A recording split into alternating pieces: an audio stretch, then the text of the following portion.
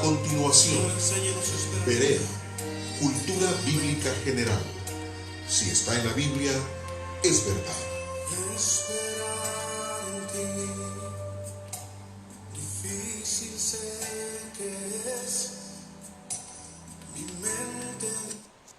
Buenos días, hermanos y hermanas, que Dios me los bendiga. Espero que te la estén pasando todos bien en su casita.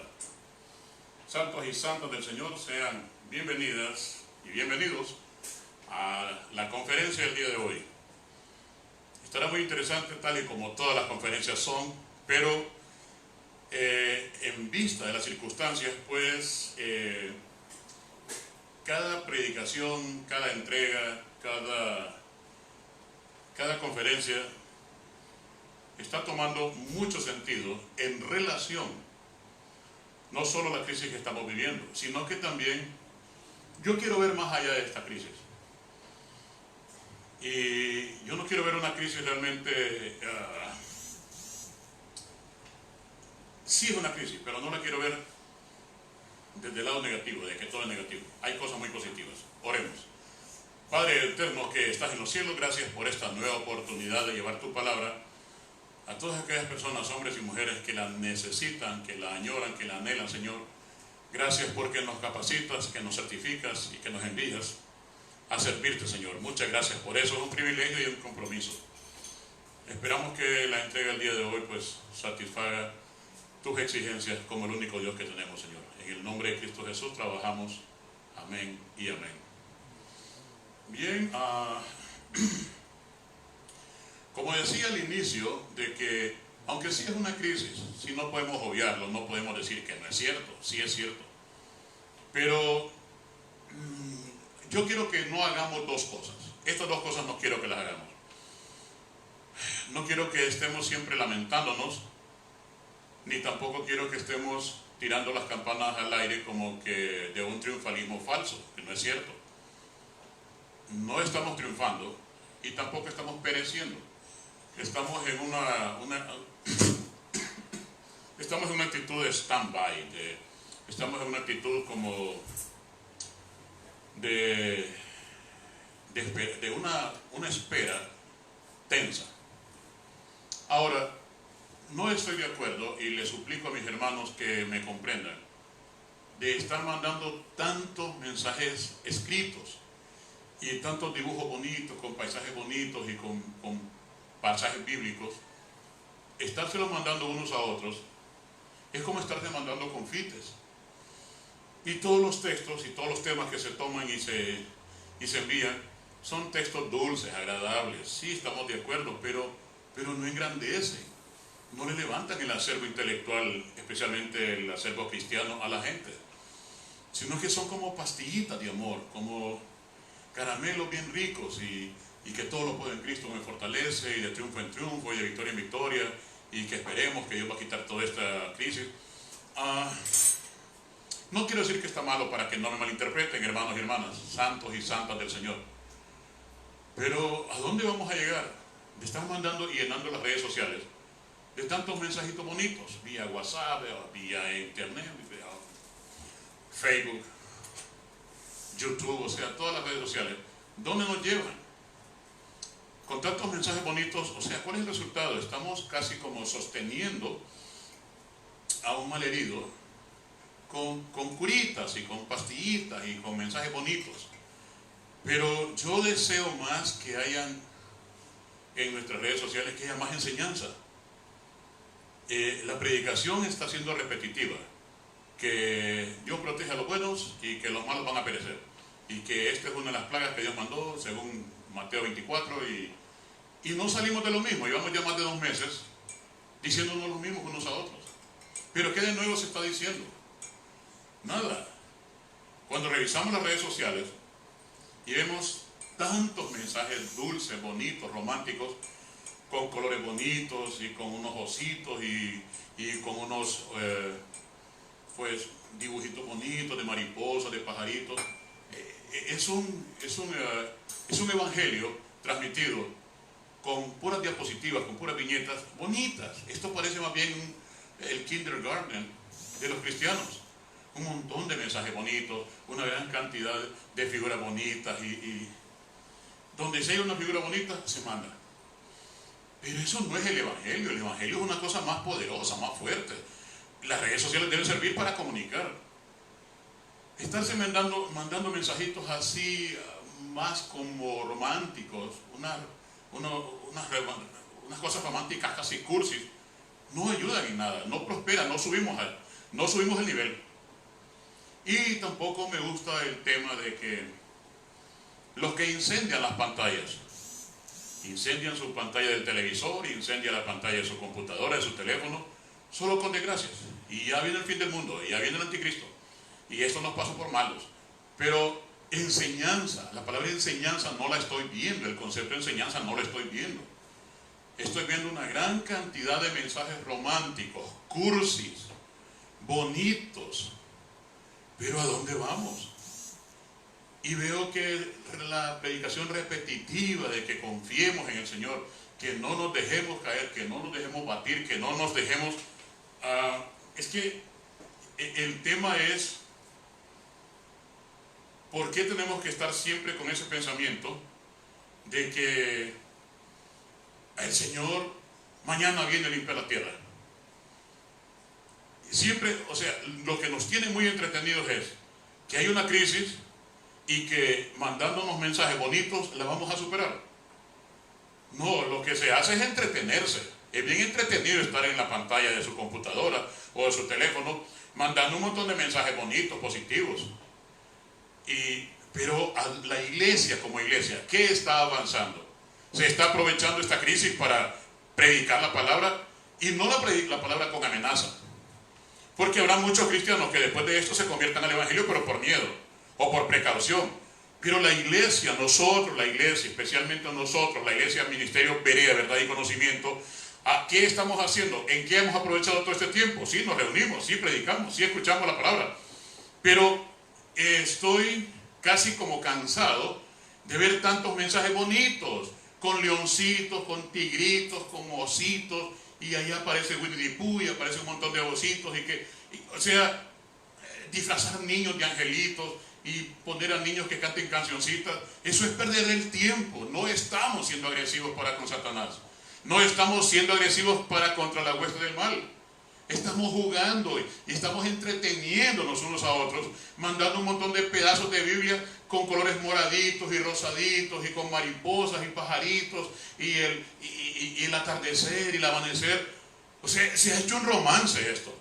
El evangelio no es un romance. El evangelio es la primera arma que tiene el Señor para combatir el mal y no estamos usándola bien. Y otros que ni siquiera saben Biblia están ahí atormentando a los demás de que ya viene el fin del mundo.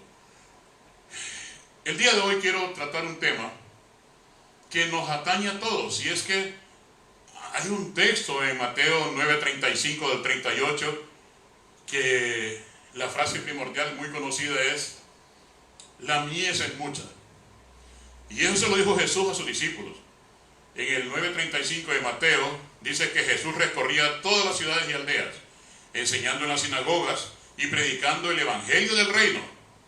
No dice que andaba entreteniendo personas, no dice que andaba dejando mensajitos bonitos y mensajitos en WhatsApp y que dejaba un montón de emojis y caritas alegres. Dice que andaba visitando aldeas y ciudades.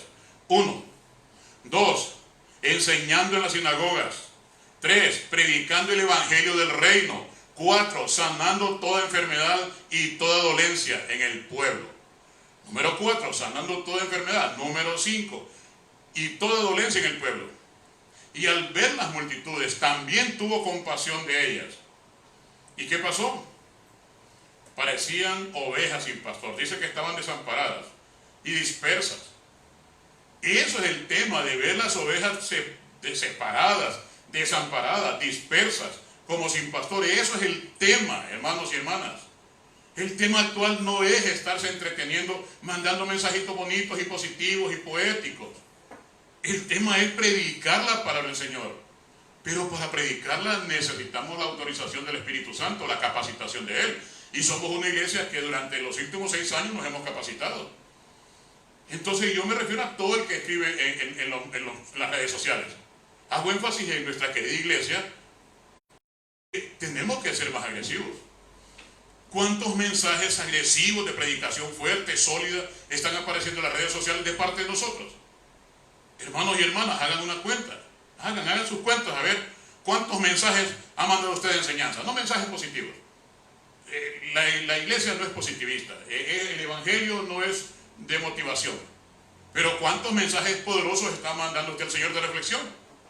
Mandándole mensajes del Señor a la población acerca de que reflexione, de que deje de estar pensando en lo peor, pero que tampoco se acomode porque tiene su techo, su familia y sus alimentos, y se dedica a estar mandando mensajes positivos, mensajes bonitos, como que si fueran pildoritas, como si fueran dulces de un hermano a otro. Esto no estamos en medio de una dulzura para estar mandando un montón de caritas alegres, no. Estamos en una crisis y la iglesia debe ser fuerte, sólida, enfrentar esta crisis, tanto en rodillas, en oración, en lectura bíblica, como en preparación y capacitarse también en predicar.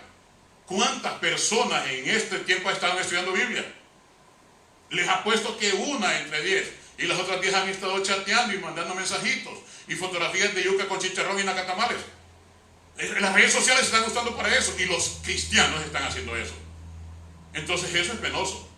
El texto dice en Mateo 9:35 que recorría todas las ciudades y aldeas, enseñando en la sinagoga y predicando el evangelio del reino y sanando toda enfermedad y toda dolencia en el pueblo. Y al ver las multitudes tuvo compasión de ellas, porque estaban desamparadas y dispersas como ovejas que no tienen pastor.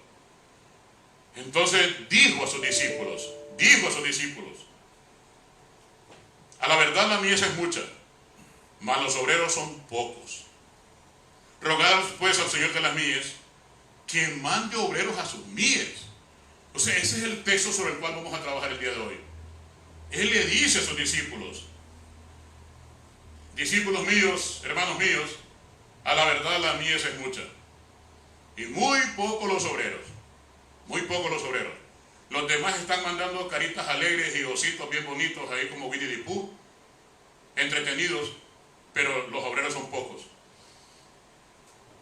Y entonces les dijo él, los quedó viendo a sus discípulos y les dice, rueguen al Señor de las mies que mande obreros a sus mies.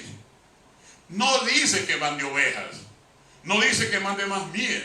Ahora, ¿qué es mies? Veamos qué es mies. Básicamente, mies, la palabra mies, significa grano maduro, listo para ser ya pues segado. Eso es mies, grano maduro. Y los granos más conocidos en aquel momento eran granos de trigo, de avena, de cebada. Entonces él está haciendo una analogía de que los campos ya están blancos. Se llaman blancos porque cuando el trigo, la cebada, se recuesta por tanta carga que trae, entonces con la luz del sol brilla de una manera plateada, de una manera blanca, y por eso le dice campo blanco, porque tiene tanto peso, la ramita, la espiga lleva tanta carga de grano que se acuesta y entonces el sol le da de una manera bien bonita y se pone blanco, se luce blanco.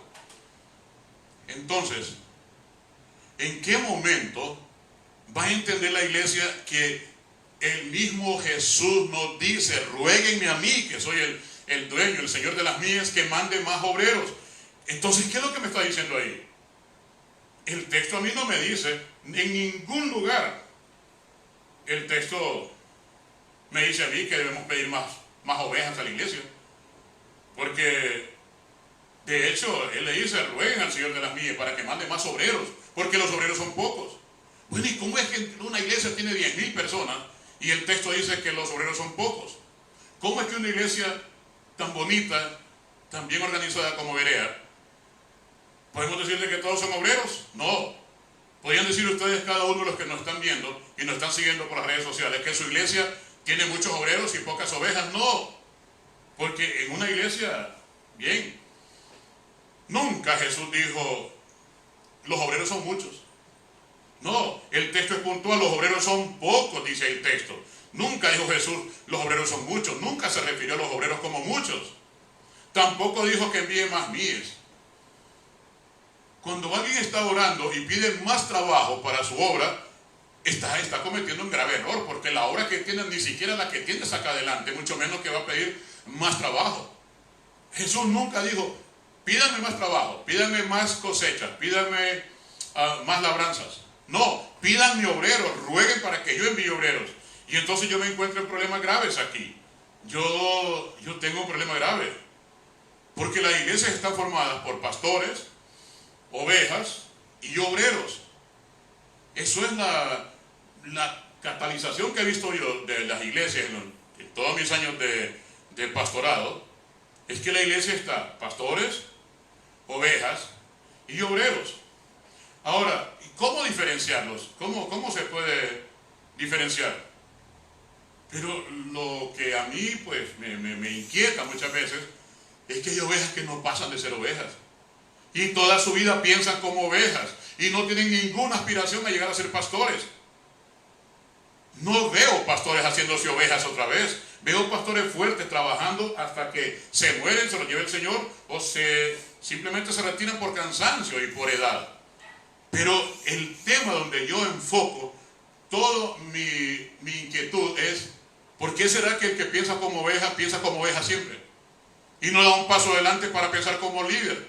Y no da un paso adelante para pensar como obrero. O sea, que las ovejas nunca se van a convertir en pastores o en obreros. ¿Será que las ovejas se van a quedar toda su vida así? Solo produciendo lana para que las trasquilen. Y a veces una lana sucia que ni siquiera sirve para ser trapeadores. O sea, ¿cuándo la oveja va a tomar una actitud agresiva y decir, bueno, yo quiero ser obrero? Bueno, agarre lápiz y papel, agarre su Biblia, y ya que estamos confinados en nuestros hogares, pues yo le voy a dictar algunas cosas, algunas pautas que debe hacer si quiere ser un obrero. Pero las ovejitas siempre tienen la tendencia de, tengo hambre, tengo sed, tengo necesidad que me abracen, estoy triste, estoy deprimido. La oveja siempre tiene la tendencia a estar quejándose y pidiendo ayuda. Siempre está esa tendencia. Ahora, ¿cuándo va a ser que una oveja tome la actitud de ser obrero y aspirar a ser pastor? Hay mucho que hablar ahí. Tal vez que no traen la genética de obrero, vaya. Solo traen la genética de ser ovejas y toda su vida van a ser ovejas. Ahora, ¿será que los pastores volverán a ser ovejas algún día? No creo. Los que tenemos llamado pastoral, muy bien certificado y comprobado de parte de Dios, nos vamos a morir pastores. Pero hay unos que no se conforman con morirse como pastores. Hay unos que queremos ir más adelante, no importa los títulos que nos den. Pero no queremos quedarnos como los simples pastores enseñando el ABC de los primeros pasos, o enseñando lo más simple del Evangelio. Hebreos dice, pasen a lo que sigue, y ya dejando ese montón de cosas de obras muertas, pasen a lo que sigue. Y entonces, ¿cómo un pastor va a lograr que su obra crezca? Jesús, sabiendo eso, les dijo, ruéguenme a mí para que yo les mande más obreros. Aquí lo que me da parte de mi molestia es que, ¿será que los obreros tienen que venir de fuera? ¿Será que no tenemos la capacidad nosotros de crear obreros en nuestra propia congregación? ¿Será que los obreros tienen que venir de fuera? ¿Será que los obreros que van a trabajar en la obra del Señor tienen que ser amigos del pastor, familia del pastor, allegados del pastor o gente gestionada por el pastor para que venga a resolver los problemas? ¿Será que no podemos resolverlos nosotros adentro? Pues es obvio que no. Ni Berea ni las demás iglesias en todo el mundo siempre necesitan que vaya alguien. Todas las iglesias formadas por Pablo en todo lo que es Grecia, Turquía y Roma, tenía que ser alguien de fuera que lo guiara. ¿Quién? Pablo, Silas, Bernabé, Timoteo, siempre era alguien de fuera. ¿Qué será de que se sufre ese síndrome que las iglesias no producen obreros? Solo producen o pastores u ovejas. Entonces, ¿será de que es necesario que venga gente de afuera a desarrollar la iglesia?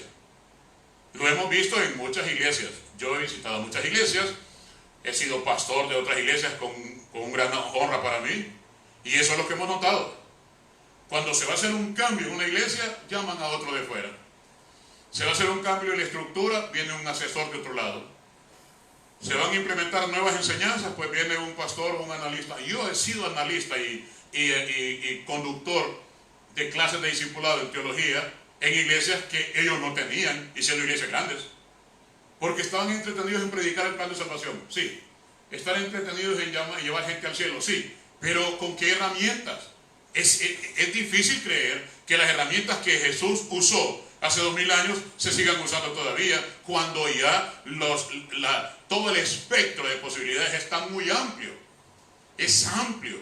Si Jesús hubiera contado, aunque él podía hacerlo, sin ninguna necesidad de otras cosas, pero si él hubiera contado con automóviles, computadoras, micrófonos, música electrónica, ¿cuántas cosas hubiera hecho Pablo, hubiera hecho Jesús, Pedro, Juan, Mateo? Pero nos enseñaron a trabajar con las herramientas básicas. Pero no significa que sigamos con esas herramientas básicas el resto de nuestras vidas. Entonces, ¿dónde creció el Evangelio? ¿Dónde estuvo el crecimiento intelectual, en conocimiento? Si estamos con los mismos rudimentos que Hebreo nos prohíbe. Pero, entonces, ¿cómo hacemos? El texto es claro y enfático. Rueguen al Señor de las mies que mande obreros. El texto es enfático. Estamos hablando de el que me sintoniza un poco más tarde, pues estamos hablando del tema de la mies es mucha, desde Mateo 9:35.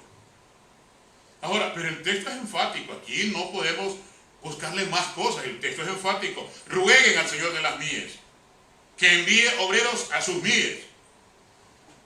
O sea que mientras estamos tal vez nosotros deseando que lleguen más miembros a la iglesia, todas las iglesias del Señor tienen ese dolor de cabeza, que no tienen mucha membresía, que los que están son un poco dormidos, y los que aparentemente pueden ser líderes son cobardes y no quieren adoptar una posición más agresiva, más de trabajo, más de compromiso. Y todas las iglesias tenemos ese problema. No hay ninguna iglesia que pueda decir que está solvente. No, siempre hay un problema de liderazgo, siempre hay un problema de compromiso, y siempre habrá problemas en cuanto al desarrollo de la iglesia. ¿Y qué sucede? Iglesias contratan técnicos para que vayan a desarrollarlos.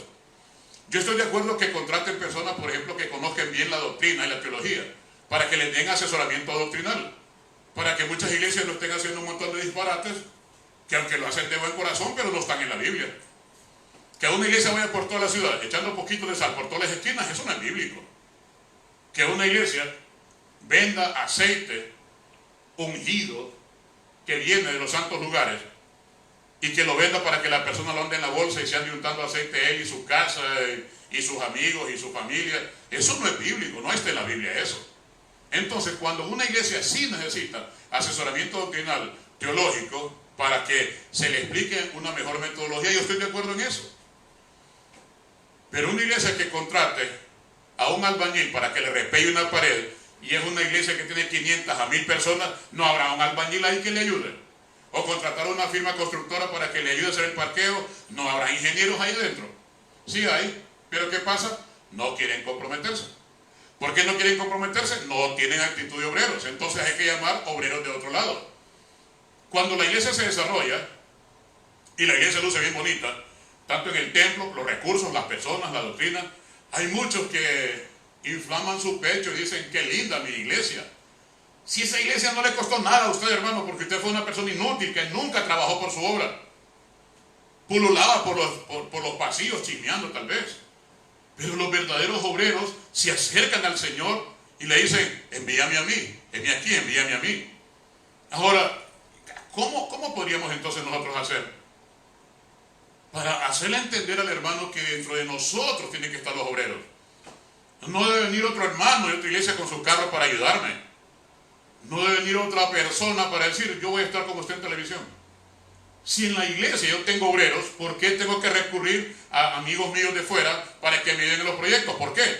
Si el tema es de que cada iglesia debe tener propios obreros. Cada iglesia. Y no importa la denominación. Pentecostales, bautistas, adventistas, reformados, séptimo día, cuadrangulares, episcopales, anglicanos, presbiterianos. Es que no importa la congregación. Lo que sí le puedo asegurar, porque parte de mi trabajo es la investigación de cómo está funcionando la iglesia del Señor, y yo le puedo decir de que todas las iglesias tienen ese problema. A mí me dicen, pastor, fíjese que a mí nadie me quiere ayudar en la obra, y yo estoy cansado. Y el domingo se llena la iglesia, pero solo llegan 5 minutos antes, se van 5 minutos después y no dejan ninguna estela de trabajo. ¿No tiene obreros usted? No, pues no es la única iglesia. En Tegucigalpa pueden haber 2000 iglesias con ese problema. En Honduras pueden haber 30.000 iglesias en todo el país con ese problema. Que el cristiano actual no se quiere comprometer. Sí canta, sí aplaude, sí llora cuando está escuchando la música de alabanza. Pero, y el desarrollo de la iglesia es hasta doloroso, patético ver que iglesias estén todavía con pedazos de Biblia y que hayan hermanos con un pedazo de anteojo todavía. Y es que nadie se ha fijado en ese hermanito ahí que no tiene Biblia. Ayer me tocó darle una consejería a una persona con una Biblia equivocada que ni siquiera sabía que estaba equivocada. Ayer tuvimos una clase acerca de Apolos. Apolos tenía un gran denuedo para predicar y un gran deseo de predicar. Y andaba predicando al revés, porque andaba predicando el bautizo de Juan. No predicaba el bautizo del Espíritu Santo de Jesús. Y mucha gente le escuchaba y le aplaudía. ¿Cuántas personas estarán ahorita predicando cosas de que ya pasaron? Ya son temas pasados. Ya no tiene que en ningún momento decir, bueno, yo voy a predicar caminar en el agua. Yo voy a predicar la repartición de peces y panes. Hermano, mejor predique conocimiento. Mejor predíquele a su iglesia qué Biblia está correcta y cuál está distorsionada. Explíquele qué problema tiene cada Biblia. Dígale las características de su Biblia, Reina Valera 60. ¿Cuántas versiones hay? Diga los errores que tiene la Biblia. Dios habla hoy, Dios habla al hombre, versión popular. Versión internacional tiene muchos errores teológicos, que es lo peor, teológicos. Pero como no se sabe eso, entonces se predica otras cosas. Lo mismo, prediquemos, doblemos nuestras rodillas, ayunemos, derramémonos, tirémonos al suelo. O sea, seguir con las mismas herramientas cuando el Señor con toda razón dijo, pídanme obreros porque ustedes no tienen. Eso es lo que está diciendo a la iglesia actual. Como el texto es eterno, sí, pidan más ovejas. No, pidan más obreros. Las ovejas llegan y se van. Hay ovejas que son comprometidas y ovejas que nunca son, o sea, no se comprometen nunca con nada, pero los obreros somos los que sacamos la obra adelante. Mientras los obreros están trabajando, los demás están contando chistes, tomándose selfies, están alabando al Señor del diente para afuera. Pero los obreros estamos sudando la obra. Los obreros estamos tratando de que todo esté bien para que presentemos un buen producto al Señor. ¿Qué producto le puede presentar una oveja que solo pasa pidiendo y solo pasa quejándose? ¿Qué producto le presenta al Señor? Las personas que creen que la iglesia está llena de ovejas, pobres y enfermas. Pobres y enfermos. Han llenado la iglesia con ese concepto. La iglesia es mucho más que eso. Mucho más que eso. La iglesia no es solo para atender pobres y enfermos. La iglesia es para desarrollarse, para predicar el evangelio, para conquistar el mundo, para conquistar el universo. La iglesia es para llevar personas al Señor. O sea, la iglesia no tiene nada que ver con encerrándole en ese concepto, pobres y enfermos. No, y este es el momento más idóneo para llenar las iglesias y llenar el escritorio de nuestro Señor. Con peticiones, enfermo y pobre, enfermo y pobre. ¿Cómo es posible que una iglesia haya venido a caer ahí? Cuando en los inicios era una iglesia tan amplia, tan fuerte, tan sólida, que predicaba el plan de salvación con fuerza, con ejemplo. Pero en vez de predicar el plan de salvación ahorita, ¿qué es lo que está haciendo la iglesia? Peticiones, ¿de qué? Pobres y enfermos. La iglesia vino a quedar así, pobres y enfermos. O se convierte en una cooperativa, o en un banco de préstamos, o en un hospital. La iglesia es mucho más que eso. Y si usted, hermano y hermana, que me está viendo y escuchando, toda su visión de iglesia es para atender pobres y enfermos, está muy equivocado. La iglesia es el cuerpo del Señor, es amplio.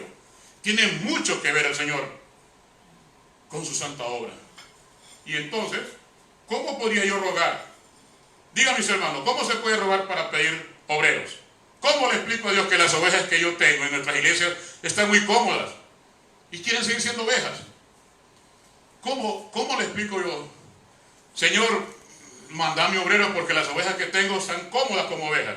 ¿Cómo le explico yo a Dios que los pocos? ¿Cómo le explico a Dios que los pocos obreros que tengo ya están cansados o están por cansarse? ¿Cómo es? El Señor ahí tal vez nos dijo y no entendimos, pero rueguen al Señor de las millas que mande más obreros. La cosecha es mucha. Pero ¿cómo puede, Señor? ¿Cómo le hubiera preguntado a sus discípulos acertadamente ahí? Señor, ¿cómo es la petición para más obreros? ¿Cómo es la solicitud? ¿Dónde se escribe? ¿Con qué texto me apoyo yo? Señor, mandame obreros, porque este montón de ovejas están cómodas como ovejas y se van a morir como ovejas. Señor, A mí me daría vergüenza decirle, Señor, los pocos líderes que tengo o los pocos obreros que tengo están cansándose, pero no veo a nadie que se levante de una banca. Hermano, yo soy oveja, ahora quiero ser líder, ahora quiero predicar, ahora quiero enseñar. Yo con todo gusto, gracias a mi Dios, que no tuve que recurrir a que vinieran obreros de otro lado, sino que aquí los tengo. Venga, sentémonos aquí, vamos a sentarnos unas 3 horas a la semana y le voy a explicar el plan de salvación, cómo se lee la Biblia, cómo se explica, la retórica, todo eso lo voy a explicar. Pero son sueños de los pastores, son sueños. De 1000 personas en una congregación, 10 a 15 quieren ser obreros. Los demás mejor pagan. ¿Cuánto hay? No, hermano, es que tenemos que desarrollar el parqueo de la iglesia. ¿Cuánto hay que poner? Con eso lo resuelven. No, hermano, yo quiero que usted venga a solearse aquí con una pala. No, yo no soy para eso. Hermano, yo quiero que venga aquí por lo menos, tenga un poco de humildad y venga a repartir agua a los obreros. No, yo no soy para eso. Aquí le dejo mejor el dinero para que compre los refrescos y que los pague. Ese es el pensamiento de muchos. ¿Cuánto vale eso? Si lo que Dios quiere es que nos llenemos las manos de lodo a la hora de trabajar. Dios quiere vernos esforzarnos, sudando la obra. No, ¿cuánto vale eso? O sea, aquí está. No, esta gente necesita comer. Denle usted de comer. Bueno, es que 200 lempiras no nos ajustan. No, 2000 lempiras no nos ajustan. Siempre pensando en cuánto hay que poner. Y el tema de iglesia es que ponga su esfuerzo, su energía, su deseo, su voluntad. Que se ensucien las manos trabajando en la obra. Es fácil decir, ¿cuánto vale? No, pues lo que cueste, aquí está. Pero ese no es evangelio. Jesús nunca anduvo comprando ni preguntando, él decía, hagamos. Jesús nunca decía, bueno, vayan aquí, vayan allá. Vamos, decía él siempre. Y lo mismo que comían los discípulos, eso comía él. Y las mismas caminatas que pegaban sus discípulos, él también. O sea, él daba el ejemplo. Entonces, ¿cómo le explico yo al Señor? Señor eterno, en este día me confieso. Tengo muchas ovejas que están cómodas como ovejas. Y los pocos obreros que tengo ya se me están cansando. ¿Sí? Entonces, ¿qué hago? Porque mi pregunta más apremiante el día de hoy es ¿cómo los obreros deben salir de la misma congregación? ¿Cuál es el misterio? ¿Dónde está la respuesta? ¿Cuál es el misterio como para que en nuestra iglesia haya muchas personas dispuestas a ser obreros? ¿Cuál es la fórmula para que una oveja se convierta en obrero? No encuentro la fórmula. Se les motiva de una manera, se les motiva de otra. En todas las iglesias hay personas, hay pastores que dan el ejemplo, trabajando más allá de lo que un pequeño sueldo le ofrecen. Y no tiene horas de entrada ni de salida. Y ahí está dando el ejemplo de cómo es el obrerismo en la iglesia. Pero fallamos. Podemos sudar sangre frente a la congregación, pero la oveja sigue cómoda ahí como oveja, solo esperando, abriendo la boca a ver qué le cae del púlpito para llenarse. Solo engordando, recibiendo palabra del Señor, pero ¿cuándo va a ser su producto final? No hay producto final, entonces hay que traer obreros de otro lado. Gracias a Dios de que en otros lados hay siempre obreros dispuestos a trabajar. Pero ¿dónde estaría el misterio? Porque Jesús me dice que yo ruegue por obreros venidos de afuera.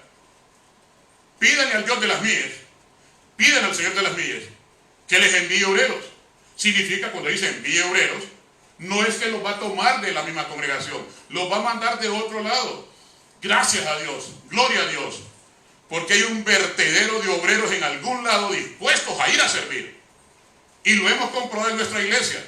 Obreros de otros lugares han venido a trabajar con nosotros un tiempo y nos han dado el ejemplo de cómo trabajar fuerte, sin problemas de sacrificio, sin dolores, sin quejas. Y nos han dejado unas buenas enseñanzas. Pero ¿qué pasa? Ellos tienen que seguir trabajando en otros. Trabajó aquí, dejó una buena enseñanza y se fue a otro lado. Pero para mí es vergonzoso decirle, Señor, bueno, ¿y cómo hago yo para que mis ovejas sean obreras? Pues todavía la pregunta va a estar en el aire. Hay otros textos así, por ejemplo, en Juan capítulo 4, versículo 35, Jesús les reclama a algunos discípulos que están ahí, les dicen, bueno, vosotros en su corazón vosotros decís, aún falta 4 meses para que llegue la siega. Yo les digo, una cosa es lo que ustedes digan y otra cosa es lo que yo digo. ¿Qué dicen ustedes? Bueno, aún faltan 4 meses para que llegue la siega, es lo que dicen ustedes. Pero, ¿qué digo yo? Alcen vuestros ojos los campos, mírenlos, ya están blancos para la siega. Alcen sus ojos. Cuando Jesús le dice alcen sus ojos, le está dando a entender claramente que hay personas que viven con la vista para abajo. O sea, no literalmente que andan viendo el suelo, sino que no miran hacia el frente, no miran hacia el horizonte, no miran hacia el futuro, no miran hacia arriba. Personas que solo miran lo que tienen frente a la nariz. Él les dijo, ustedes dicen que faltan 4 meses, yo digo que ya es listo. Ya está listo, faltan 4 meses para que el coronavirus desaparezca, pero la siega ya está lista. No es esta peste que va a decir cuándo las ciegas están listas. No, es Jesús. Y Jesús les dice aquí claramente, alcen vuestros ojos, levanten la vista, levanten su carácter, levanten sus deseos de trabajar y verán de que hay miles de personas en el mundo deseando una palabra, patéticamente pidiendo que les predique. Sí, ya, los campos están blancos, los campos están listos. Alcen sus ojos, les dice ahí, alcen vuestros ojos, miren los campos, porque ya están blancos para la siega, ya están. No espere que esta peste pase para empezar a predicar. Y no esté mandando mensajes bonitos así con figuras emojis, o con ositos, o con caballitos, o con maripositas, pajaritos. Eso es infantil. Mande mensajes o mande audios predicando la palabra del Señor. Nadie va a llegar al cielo con un montón de maripositas, coleccionando un montón de mensajitos con maripositas, con ositos. Eso es infantil, eso es de escuela dominical. No pueden personas adultas seguir pensando como adolescentes. Debemos pensar con responsabilidad. Después de cada crisis hay un avivamiento, la Biblia nos lo demuestra. Habrá un avivamiento después de esta crisis. Pero usted está listo para participar o va a seguir mandando maripositas. Dios es mi pastor y me va a faltar ahí, pondré una ovejita bien bonita ahí. O sea, ese es el evangelio que usted aprendió. Hasta ahí llega su actitud, todo su horizonte. Levante los ojos, ahí le dice, levante la vista, alcen vuestros ojos, porque ya está lista las mies para la siega. Y el que ciega recibe salario, dice el texto, así que no se preocupe por eso.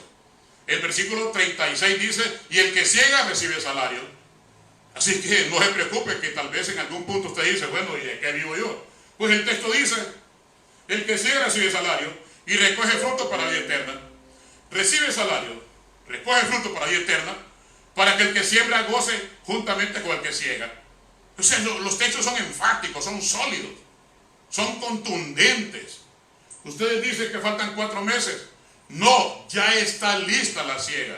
Ustedes dicen una cosa, yo digo otra. ¿Qué dicen ustedes? Falta mucho para que esto termine. ¿Qué digo yo? Ya está lista la gente para que se le predique. Eso digo yo. Ya están los campos blancos para la siega. Y recuerde que el que ciega va a recibir su salario, para que el que siembra y el que ciega, los dos estén felices. Pero ¿usted cree que podemos decir que estos obreros van a poder cegar mandando un montón de caritas alegres? ¿Usted cree que eso, mandando mensajitos así, que parecen más bien cartitas romances, parecen romances de fábula, romances de niños de 15 años mandándose maripositas? No, la siega está lista ya, hay que ir. Hágalo por teléfono, por redes sociales. Inunde las redes sociales de palabra del Señor. Y no las inunde de un montón de cosas cursi, que hasta llegan a ser hasta superficiales, hasta frívolas. Cuando hay gente que se está muriendo en las calles, y hay gente que está necesitando la palabra del Señor, cristianos mandando una bandeja de huevos cocidos, cristianos mandando yuca con chicharrón, a 50 lempiras el plato. ¿Qué tiene en su mente como cristiano? Bueno, la verdad es que yo dudo muchas veces que el que use las redes sociales para ridiculeces así, no creo que haya cuajado como cristiano. Tal vez dice que es cristiano, pero no me quiero meter a eso. Hay otro texto que en Apocalipsis, en el 14:15, me dice, y del templo salió otro ángel clamando a gran voz al que estaba sentado sobre la nube. Y le dijo, mete tu hoz y ciega, porque la hora de cegar ha llegado, pues las mies de la tierra está madura. Eso es el texto que el Señor me puso a mí en el corazón mientras desarrollaba yo este tema. ¿Qué es lo que me dice ahí? Apocalipsis 14:15. Y del templo salió otro ángel clamando a gran voz al que estaba sentado sobre la nube. Mete tu hoz y ciega, porque la hora de cegar ha llegado, pues las mies de la tierra está madura. Ya está la siega madura, hermanos. No esperemos llegar a Apocalipsis, ya está. No te lo hable con su vecino, vea las noticias. Todo el mundo está clamando al Señor. No hay ni un solo, hasta los ateos, creo que estarán ahorita pidiéndole a Dios que les perdone por su falta de creencia, pero que después les ayude con sus hijos que tienen tendencias a enfermarse. Yo no quiero ver un ateo con un hijo en los brazos negando al Señor todavía. No, yo deseo, Señor, ese ateo, hoy públicamente te lo digo, Señor, ese ateo que tiene un niño muriéndose ahí, ayúdale al niño y ayúdale la incredulidad al individuo. Así como aquel hombre trajo a su niño que tenía un espíritu mudo, que lo tiraba en agua y en fuego. Bueno, ¿y desde hace cuánto tiempo? Desde niño. Y el texto dice que era un muchacho. Bueno, ¿y entonces cuál es el problema? No tenía fe. El papá del muchacho no tenía fe. Y Jesús les dijo, ¿hasta cuándo voy a soportar esa ignorancia de ustedes? Señor, aumentanos la fe. Si puedes hacer algo, aumentanos la fe. Pues ese texto yo se lo dedico a aquel individuo, aquel mi amigo que dice que no existe Dios. Aquel mi amigo que orgullosamente dice que es ateo. Que no lo agarre esta enfermedad y que tenga que estar como un niño moribundo en sus brazos. Que no llegue ese momento. Porque ese momento, el interior, la genética suya de creación de Dios va a clamar al Señor que usted está negando siempre. Y ese día de rodillas, Señor, te pido por mi hija, te pido por mi hijo, te pido por mi padre. Y el Señor lo queda viendo, pero ¿con quién estás hablando? Porque Dios no existe. ¿Con quién estás hablando? ¿Conmigo? No, yo no existo, yo soy un invento. Señor, perdóname, yo era torpe. Vaya, pues, ¿qué? Confesado que sos torpe y que has sido un hombre impío que has perseguido la iglesia, confesado. Porque toda lengua confesará y toda rodilla se doblará. Los que están en el cielo, en la tierra y debajo de la tierra, en el infierno, van a confesar que Jesús es el Señor. Entonces, antes de que un escéptico, antes que un agnóstico, antes que un ateo llegue al momento de tener un pequeño hijo de 5 años en sus brazos muriéndose, antes que llegue eso, reflexione mejor. Va a ser totalmente avergonzante tener que decir Dios existe. Perfecto, ¿creen Dios? Sí. Ahora quiero que me haga un favor. ¿Usted cree que esto es así como quien hace café con leche? De que me arrepiento y ahora pido favores. Usted se va a arrepentir, pero va a pagar las consecuencias de haber insultado al Señor, de haber insultado a la iglesia. Entonces, ¿qué está esperando? Hágalo mejor, hágalo por ética, hágalo por educación. Señor de los cielos, no tengo ningún problema, pero estoy viendo que sí existí porque las pruebas están frente a mi cara. Me están estallando en la cara tus pruebas. Te pido perdón, Señor. ¿Qué le cuesta? No le cuesta nada, pero el orgullo satánico que está en el corazón de muchas personas los va a llevar a quejarse. Apocalipsis dice que no aguantaban el calor y aún así no se rendían y seguían blasfemando del Señor. No espere ese día. Apocalipsis ya nos está diciendo eso. Del templo sale otro ángel, clama a gran voz y le dice, mete la hoz y ciega, porque la hora de cegar ha llegado. Pues las mies en la tierra ya están listas. ¿Usted cree que no hay mies, hermano y hermana que me está viendo? Ya están listas esas mies. No se equivoque. Durante esta crisis se ha producido un gran campo blanco en todo el mundo. Es doloroso a veces ver personas desde los balcones cantando música cristiana. Desde los balcones cantando de un balcón a otro, queriéndose consolar. Dos personas de un balcón a otro, al otro lado de la calle, personas con una guitarra eléctrica cantando coritos para que el resto de la población lo escuche. ¿Por qué tenían que llegar hasta ahí? Cuando tenían toda la libertad de ir casa por casa predicando el evangelio, pero no, se dedicaron mejor a la vida loca, se dedicaron mejor a sus propios placeres. Hoy que ya no están esos placeres, vuelven sus caminos, vuelven sus pasos, alzan su vista al Señor. Dios los va a perdonar, sí, los va a aceptar, sí, pero ¿por qué tuvieron que llegar hasta ahí? Es doloroso ver personas tiradas en el piso en las calles pidiéndole al Señor que levante esto. Pero ¿cuántas personas están pidiendo ahorita sabiduría? Levanten la mano. ¿Cuántas personas están pidiendo ahorita capacidad para leer la Biblia? ¿Cuántas personas están pidiendo deseos? Que yo deseo, Señor, te pido que me des deseos, que me des denuedo, que yo quiero ese gozo que veo en tus hijos, lo quiero para mí. Señor, yo quiero ver ese gozo, esas lágrimas de gozo frente a tu música, frente a tus textos, lo quiero tener yo. ¿Por qué no pide eso? No, está pidiendo que lo cuide, que le mande la comida, las medicinas y que cuide a su familia. Pero ¿por qué no le pide sabiduría? ¿Por qué no le pide, Señor, enséñame cómo se doblan las rodillas? Señor, dame capacidad, dame léxico, dame algún tipo de capacidad dialéctica para que yo lleve tu palabra.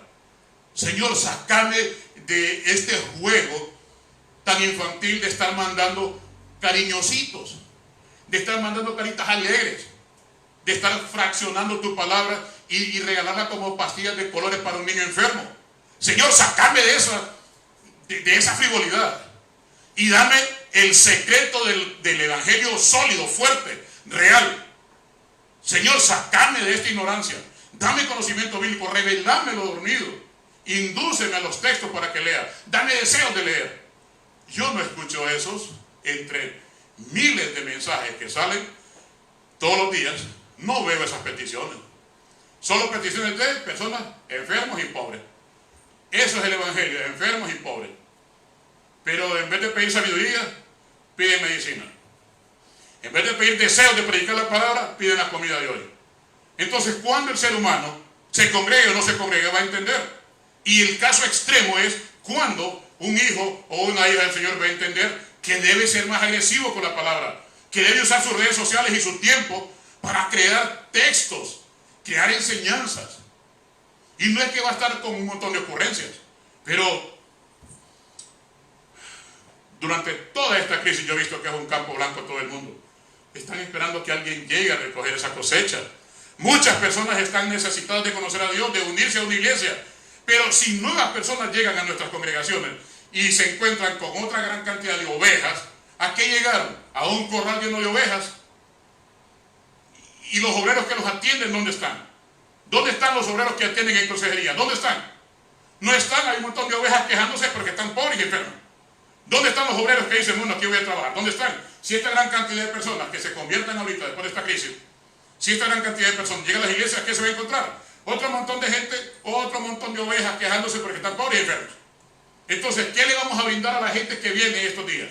Berea, ¿qué le vamos a brindar a las personas que lleguen este día?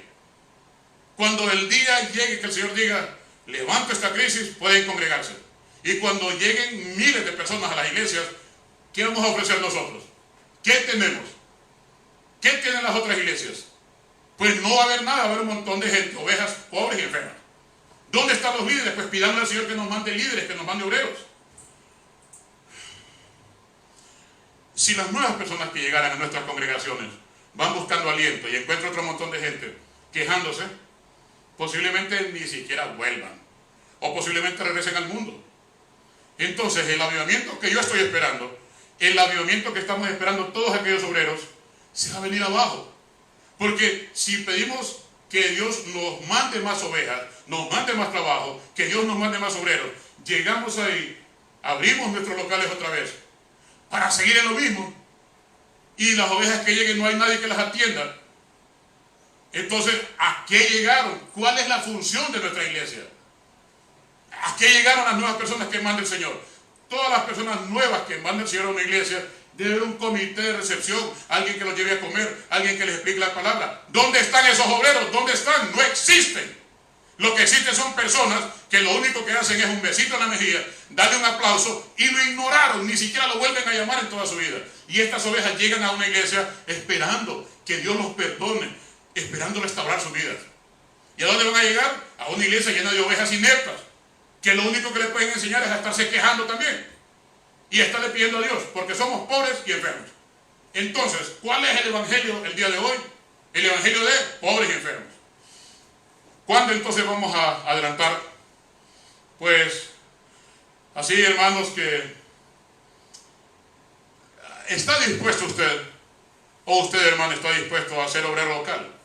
¿Está dispuesto? ¿O debemos esperar a que sean obreros de otro lado que vengan a ayudarnos? ¿Qué? ¿Quiere usted, hermano o hermana, dejar de ser oveja? ¿Dejar de estar jugando con un montón de cuentitos en internet y asumir la responsabilidad de cristiano o de cristiana? ¿Quiere asumir ese compromiso? Pues prepárese, porque si no, lo que va a pasar es que siempre estarán llegando obreros de otro lugar a desarrollar su propia obra. tanto en el conocimiento como en la metodología de trabajo, siempre estaremos con ese problema. Vendrán gente de otro lugar a hacer las cosas que en la iglesia no se hacen. ¿Por qué? Porque las ovejas que están ahí están sentadas cómodamente, engordando, recibiendo las mismas predicaciones, con las mismas actitudes, y no avanzan a ningún lado. Entonces, de usted depende si quiere que nuestras congregaciones a nivel mundial esté llena de ovejas pobres o enfermas, o de líderes, de obreros que salgan a conquistar el mundo. Pues mientras llega este momento de reunirnos otra vez, yo recomiendo pues que analicemos la orden del Señor, roguemos por más obreros, o podemos decidirnos si entre nosotros sacamos los obreros, que los próximos obreros y obreras salgan de nuestras iglesias. Y bueno, usted sabe qué hacer, doble su rodilla por el bien suyo, de su familia y de nuestra iglesia. Doble su rodilla y confiese: sí, Padre eterno, en este día yo confieso que mi tiempo lo pierdo ridículamente mandando un montón de mensajitos que más bien parecen sopa de letras. Sí, Señor, yo reconozco que uso mal mi tiempo. Haga esa oración y el Señor le va a dar nuevo brillo, deseos de servir al Señor. Depende de usted, hermano, si quiere ser un obrero o una oveja pobre y enferma. Oremos. Señor, que habitas en gloria, te agradecemos por la palabra el día de hoy, suplicándote, Señor, que nos hagas entender cómo es que puede una persona ser obrera. Cómo una oveja puede pasar del nivel de ser una oveja pobre y enferma a ser un obrero capacitado. ¿Cómo? ¿Cuál es el secreto, Señor? Enséñanos el día de hoy. Yo como pastor te pido que deme la fórmula, dígame el misterio, mi Dios eterno. ¿Cómo puedo ser yo que una oveja que solo piensa en estar pobre y enferma, mi Señor, sea un obrero dispuesto y capacitado para tu obra, Señor? En este día te estoy suplicando, mi Dios, que me hagas entender y que le hagas entender también a todos mis hermanos y hermanas que llegó el momento de la siega. Y si nosotros no cegamos, vendrán otros obreros de otro lugar a llevarse los premios, a llevarse los méritos. Yo te pido perdón, mi Señor, porque tal vez no he sabido desarrollar líderes y obreros, y puede ser culpa mía y de otros hermanos pastores, que hemos llenado la iglesia de ovejas pobres y enfermas. El día de hoy, Señor, te pido perdón y te suplico que me des más capacidad, que me des la logística, que me des los recursos, que me des la sabiduría, para que yo pueda formar obreros. Todo esto, mi Dios, en este día, te lo suplico en el nombre de Cristo Jesús, Señor. Ayúdame a formar obreros para salir adelante. Dios me lo bendiga.